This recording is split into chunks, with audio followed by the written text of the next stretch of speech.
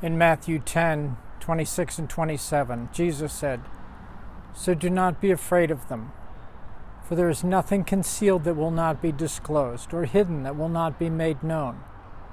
What I tell you in the dark, speak in the daylight. What is whispered in your ear, proclaim from the roofs." Jesus has been giving them instructions to go out and preach the truth in His name, and He has let them know that their reception will not always be positive. We need to be on our guard. Sometimes the resistance will be intense. And when those times come, it is not the time to shrink back.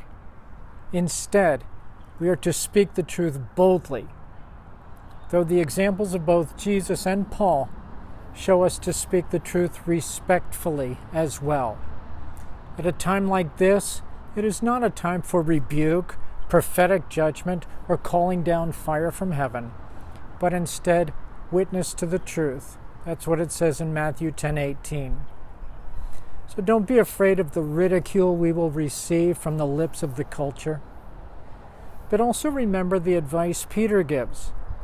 Make sure you're being persecuted for your godliness and doing what is good and right, not for being a fool. We've always been taught to expect conflict with the world, and frankly, that's why we were sent out, to show what a difference Jesus makes. We negate our call and our mission if no one can tell the difference between Christians and non-Christians. And we dishonor Jesus when we act shamefully or bring scorn for our foolish thoughts and actions. Instead, speak the truth respectfully and calmly. That's what 1 Peter 3:15 says.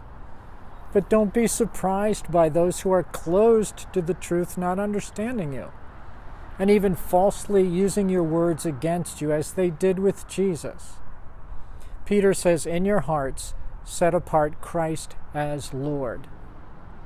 No matter how much you suffer, or no matter what your circumstances, there is no need to cave into revenge, deceitful talk, slander, fear, or rebellion. Our heads are in a different place. We live under Christ's sovereignty and submit to His will. Our service for Him is meaningful and right. We need not fear that suffering for doing good will be just wasted effort.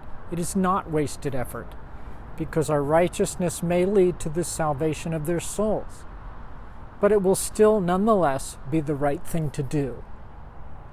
Fear is not an option, only rather faith expressing itself in love. That's what Galatians 5:6 says. We need to make every minute count.